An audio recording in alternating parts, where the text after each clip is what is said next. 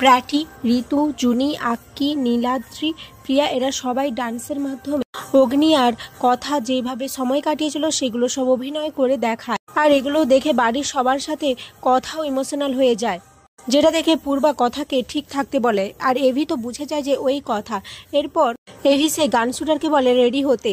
এদিকে রিচা প্রান্তিককে নিয়ে আসে আর বলে নাচ গান শেষ হলেই তুমি এভিকে শ্যুট করবে আর ওই গান শুটারকে ওখান থেকে সরিয়ে দেবে। এরপর এভি গান গাইতে থাকে কথা চারপাশে কথা, সেটা থেকে খুবই ইমোশনাল হয়ে পড়ে, কিন্তু সে একটুও বলতে পারে না যে পাচক মশাই আমি আপনার কথা।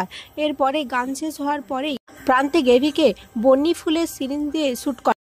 সেটা দেখে সবাই তো খুব অবাক হয়ে যায় আর রিচা মনে মনে আনন্দ পেতে থাকে।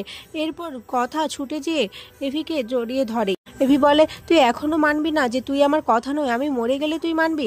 এটা শুনে কথা বলে আর বলবেন না পাচক মশাই, আমি আপনার কথা, আমি বেঁচে রয়েছি। এরপর এভির মুখ দিয়ে গল গল করে রক্ত বেরিয়ে যায়, যেটা দেখে বাড়ির সবাই তো ভয় পেয়ে যায়। এরপর এভিকে হসপিটালে অ্যাডমিট করা হয়। পিসিয়া বলে আমাদের অগ্নির কি হয়ে গেল, ছেলেটার বিপদ যেন কাটছেই না।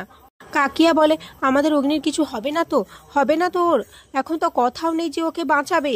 এদিকে কথা মনে মনে ভাবতে থাকে আপনার কিছু হবে না পাচক মশাই, আপনার কথা আপনার সাথে আছে। যে পরিচয়ের আড়ালেও আমি যে সিঁদুর আপনার নামে পরি আড়ালে, সেটা কিছুতেই মুছে যেতে পারে না।